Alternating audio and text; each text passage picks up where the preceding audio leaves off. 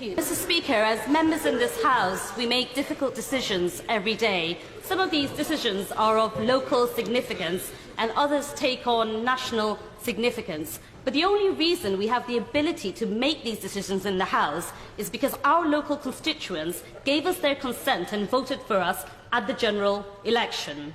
And a point has been made to me that we are not delegates, but when all your neighbours, your local business people, your local pharmacists, local health professionals, your political allies, and indeed your political opponents make the point to you that you have to take a stand on an issue, I feel this is the right course of action.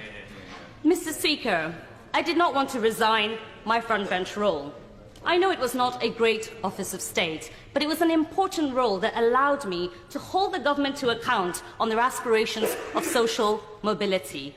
But today, we are debating whether we trigger Article 50 and give the Prime Minister the permission to exit the European Union. And I feel I would be abandoning my duty to my constituents who have overwhelmingly and unwaveringly made their point that they do not want to leave the European Union. 75% of my constituents voted to remain in the European Union. And my honourable friend from Holborn and St Pancras made the point very powerfully from the dispatch box yesterday that this decision has not been easy. It's been a haze of conflicting emotions as we decide what to do in the Labour Party. But for me, there were two main reasons why I made the decision I did and why I will be voting against the bill today. The first decision has been made because of the future of the EU nationals living in my constituency. There are 17,000 EU nationals living in Hampstead and Kilburn. And some people have accused me and told me that I only want to be elected at the next election, which is why I'm taking this stand. Let me tell you, those people can't vote for me at the next election. The reason why I'm taking the stand I'm taking is because in Hampstead and Kilburn, we do not wince when we hear people speaking in a different language on public transport.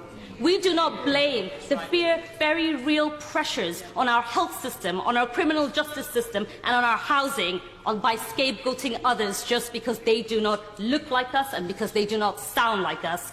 In Hampstead and Kilburn, we do not indulge in baseless theories that our country is at breaking point. In Hampstead and Kilburn, we celebrate these EU nationals. They are a part of our fabric as much as everyone else, and they have a right to be here as much as the successive generations that came before them.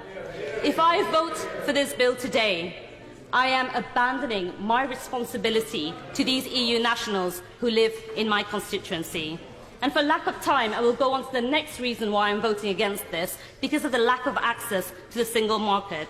This affects three main groups in my constituency: the self-employed, who have argued that they need tariff-free trade with the EU; those who are involved with the scientific and technical industries, because in the last 10 years, the scientific funding has increased by 73% from EU sources, and at this point, their projects are in jeopardy.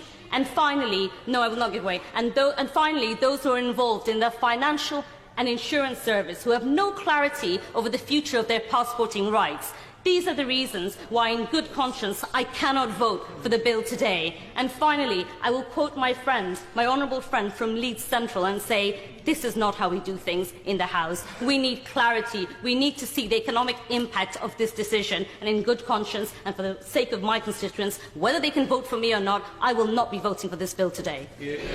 Dr. Andrew